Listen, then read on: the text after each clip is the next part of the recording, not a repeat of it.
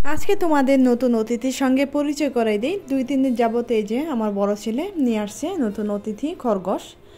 আর খরগোশটা তোমাদের সঙ্গে এখন পর্যন্ত পরিচয় করাই দিই নেই, তাই আজকে ভাবলাম পরিচয়টা করাই দিই। আর খরগোশটা কোথায় আছে এই যে দেখো, আমাদের সামনে এই যে আমাদের বড় উঠানটা বা আসার সামনে সেখানে কিছু ঘাস আছে, সেখানে ওকে ছেড়ে দেওয়া হয়েছে। আর সারাক্ষণ ও খাঁচায় বন্দি থাকে। আর ছেড়ে দেওয়ার পরে দেখো মনের সুখে কী থুয়ে কী করবে ও দিশাই পাচ্ছে না। আর কি এত খাবার এত ঘাস ওর মুখের সামনে, ও কোনটা থুয়ে কোনটা খাবে একদম কেমন যেন হয়ে গেছে। সেটা দেখে আমরা খুবই হাসাহাসি করতেছি। আর আজকে তো বড় আপুর বাসায় দাওয়াত খাবো, সেখান থেকে তোমাদের ব্লগটা দেখাবো। আশা করি ব্লগটা ভালো লাগবে। ভালো লাগলে প্লিজ একটা লাইক দিয়ে দেখা শুরু করো। এবং খুব ছোটো একটা ভিডিও নিয়ে চলে আসছি, আশা করি তোমরা ফুল ওয়াশ করবে। কালকে যে আমি ভিডিওটা ছেড়েছিলাম জানো, একটা ফুটাও ওয়াশ টাইম হয় নাই। আমি তো অবাক যে 100-150 মানুষ কমেন্ট করেছে, আমার আপুরা ভাইয়ারা ভিডিওটা দেখেছে, কিন্তু আমার এক ফোঁটা ওয়াশ টাইম হয় না। মনটা খুবই খারাপ জানো। এই করে অনেক সময় মন চাই ভিডিও একদম ছাড়বো না। আর চলে আসলাম এই যে বড়াপুর বাসায়। বড়াপুর এই যে দোতলা কাঠের ঘরটা যে আছে, আর এটা তো বিল্ডিং উঠেছে। আর এই ঘরটা নিয়ে বিক্রি করে দিল। কেন বিক্রি করে দিল সেটা জানো, তোমাদের সঙ্গে আমি বলবো কেন বিক্রি করে দিল।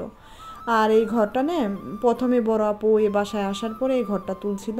ঘরটা কিন্তু লোহা কাঠের, হেভি খুব কাঠগুলো। কিন্তু সমস্যা একটা ছিল, এই ঘরে মাটির ঘর না, কিন্তু পাকা ভিডি ছিল। প্রচুর প্রচুর উলুর বাসা, উলুই যেত না এই ঘরটা থেকে। তারপরে যে বড় আপু পাশে ওই যে বিল্ডিংটা তুলে ওখানে চলে গেছে। আর এই যে দেখো ওই যে ঠেলা গাড়ি, আগের দিনে ঠেলা গাড়ি ছিল না, সেই ঠেলা গাড়িতে করে ঘরটা ভেঙে নিয়ে যেতেছে। আর এই উলুর কারণে ঘরটা বিক্রি করে দিল। আর এই খালি ভিটার মধ্যে আর কি আপা একটা রুম উঠাবে, কিচেন ওয়াশরুম তো আছে অ্যাটাচ দুইটা, কিচেন উঠাবে আর একটা রুম উঠাবে, গেস্ট আসলে যেন থাকতে পারে। তারপর তো এই যে বললাম না আজকে বরাপুর বাসায় দাওয়াত। এই যে ভাগ্নি দেখো বঞ্জি আর কি মাংস এই যে কেটে তারপরে এই যে ধুয়ে নিতেছে, মাংস রান্না করবে। আর কথা ছিল দাওয়াত আর কি, দাওয়াত দিছে মানে আজকে বলছিল যে সবজি খিচুড়ি রান্না করে খাওয়াবে আমাদের, সে দাওয়াতটা দিয়েছে। আর হঠাৎ করে আবার মেহমান আসবে, মেহমান মানে আর কি এক বড় আপার ননদের ছেলে আসবে ঢাকা থেকে। তারপরে বলল যে খিচুড়ি আমরা রাত্রে খাবো না, দুপুরে আর কি ওরা তো আয়সা খাবে, আমরা দুপুরের জন্য আর কি এই খাবারই অ্যারেঞ্জমেন্ট করলো।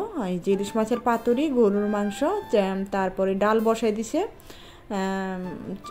চাল কুমড়া দিয়ে ডাল, আর একটা ভর্তা বানাবে। আর দুপুরের জন্য বেশি আর কিছু করবে না। আর এদিকে তো খুবই ঝামেলা, ঘর ভাঙতেছে।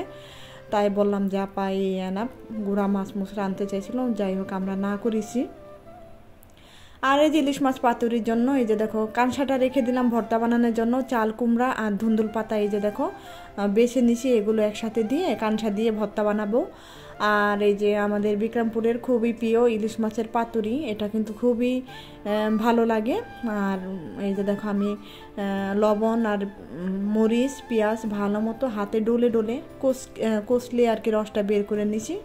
তারপরে এখানে কিন্তু আর কিছুই দিব না, আদা রসুন বাটা, হলুদের গুঁড়া, মরিচের গুঁড়া, কিছুই না। আর শুধু তেল দিয়ে দিলাম, লবণ আছে। আর এইভাবে রান্না করলে না ইলিশ মাছের ফ্লেভারটা খুবই ভালো আসে। আর ইলিশ মাছটা প্রচুর তেল ছিল, বর্ষার সিজনের ইলিশ কিন্তু খুবই ভালো হয়। তারপরে আমি হাতের সাহায্যে ইলিশ মাছের পাতুরিটা মেখে রেখে দিলাম। আর এদিকে এই যে দেখো চাল কুমড়া ডাল হয়ে গেছে। আর এদিকে গরুর মাংসটা কিন্তু হয়ে গেছে। ভাগ্নি আমার ক্যামেরা ধরার আগে রান্নাটা বসাই দিছে, আমি আবার একটু এদিকে আসছিলাম। আর মাংসটাও হয়ে গেছে। এখন মাটির চুলায় ইলিশ মাছের পাতুরি বসাই দিল। মাটির চুলায় রান্না কিন্তু মাশাল্লাহ খেতে খুবই ভালো লাগে। আমি তো বাসায় গ্যাসে রান্না করি, এখানে আসলে খুবই তৃপ্তি মতো ভাত খাওয়া যায়, কারণ মাটির রান্না, মাটির চুলার রান্না খেতে কিন্তু মাশাল্লাহ অনেক ভালো লাগে। এই যে দেখো পাতুরিটা যখন তেল উঠে গেছে তখন চুলা থেকে নামিয়ে নিল। তারপরে এই যে চাল কুমড়া ধুন্দুল পাতাটা একটু লবণ দিয়ে সিদ্ধ করে নিতেছি। আমি বসছি কারণ আমার ক্যামেরা ধরতে হবে, দূর থেকে ক্যামেরা ধরলে আর কি সুন্দর হয় না। ভাগ্নি মাংস রান্না করার পর ভাগ্নিকে উঠাই দিছি যে আমি বসি। আর এদিকে দেখো এই যে পেঁয়াজ, তারপরে শুকনা মরিচ, রসুন কাঁসার সঙ্গে টেলে নিলাম। আর তেলের মধ্যে সে পাতাটা, সিদ্ধ করা পাতাটাও একটু টেলে নিলাম। আর চুলা থেকে এখন নামিয়ে নিলাম। চুলায় প্রচুর তাপ বসা যায় না, এখন ভর্তাটা বানাবে। আর এদিকে দেখো এই যে বড় আপু আবার কালকে রাতে সেটার আমি ভিডিও করি নাই, বিবিখানা পিঠা বানিয়েছে, তারপর কাটা পিঠা বানিয়েছে আমাদের সবার জন্য। আর ও যে ঢাকা থেকে ভাইগনা আসবে, ওকে দিয়ে দিবে, ও খেতে চেয়েছিল, ডবলই বানিয়েছে, ওকে একটা দিয়ে দিবে আর আমাদের জন্য একটা রেখে দিছে, আমরা খাবো বিকালে। আর এদিকে দেখো এই যে ভর্তাটা তৈরি করে নিতেছে পাটায় বেটে। আমার চ্যানেলে যারা নতুন আসছো, আশা করি ভিডিওটা যদি ভালো লাগে সাবস্ক্রাইব করে আমার পাশে থেকে যেতে পারো। আর সুন্দর সুন্দর ডেইলি ব্লগ দেখার জন্য বিক্রমপুরের ব্লগ খুব ভালো লাগবে আশা করি। আর এখানে কিন্তু ভর্তাটা রেডি হয়ে গেল।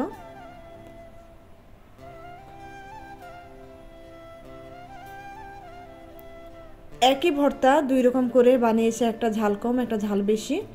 আর এই যেমন মেজো আপা আসছে, তার মেয়ে আসছে, ওরা একটু ঝাল বেশি খায় আর আমরা একটু ঝাল কম খাই। যে আমাদেরটা ঝাল কম দেওয়া ভর্তা, ওদেরটা একটু ঝাল বেশি দেওয়া ভর্তা, তাই আলাদাভাবে রেখে দিছে। মরিচটা আর কি পরে মিক্সড করে নিছে। তারপর তো লাল চাল দিয়ে ভাত রান্না করছে, সেটা খেতে বসলাম। মাশাল্লাহ, লাল চালের ভাত এত টেস্ট, ভর্তা দিয়ে আসলে এসব চালের ভাত খুবই ভালো লাগে। আমার তো আর কিছুই নিতে ইচ্ছা করতেছে না, শুধু মন চায় যে ভর্তা দিয়ে ভাত খেয়ে নিই। তারপর একটা মাছ নিয়ে নিলাম, খেতে ইচ্ছা করতেছে না তারপরেও। আর মাছটাও মাশাল্লাহ অনেক টেস্ট, বললাম না প্রচুর তেল ছিল।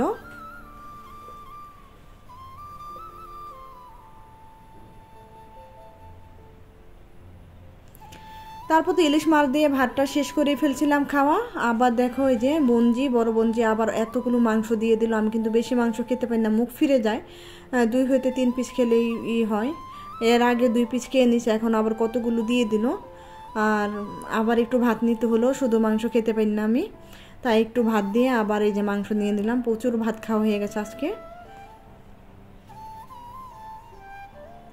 এখন আমি তোমাদের এই যে কালকে ফুলের কলিটা দেখিয়েছিলাম, অনেকে কিন্তু অনেক পছন্দ করছো। সেই ফুলটা এই যে রাতে ফুটে, সন্ধ্যার পর থেকে আর কি ফুটে, লিলি ফুল। এই ফুলটার ঘ্রাণটা তো মাশাল্লাহ তোমরা সবাই জানো যাদের আছে, কিন্তু তোমাদের যারা দেখো না তাদের উদ্দেশ্যে আবার দেখালাম। আমার কাছে তো খুবই ভালো লাগে ফুলটা। এই যে কালকে 2টা ফুটেছিল, আজকে আবার 3টা ফুটেছে। ওই যে উপরে একটা ফুটবে, প্রতিদিনেই আর কি ফুটে আর বন্ধ হয়ে যায়, একদিনই থাকে। ওই যে পাশের 2টা বন্ধ হয়ে গেছে। আর ঘ্রাণটা একদম বাড়ি ভরে গেছে, তার মধ্যে পড়ছে বৃষ্টির ফোঁটা। মাশাল্লাহ অনেক সুন্দর লাগতেছে ফুলটা। আর এই যে দেখো গাছটা একটু দেখিয়ে দিলাম, গাছটা দেখলে তোমরা সবাই চিনবা। তাই আজকের মতো ভিডিওটা এখানে শেষ করবো। সবাই ভালো থাকবা, সুস্থ থাকবা, আল্লাহ হাফেজ, আসসালামু আলাইকুম।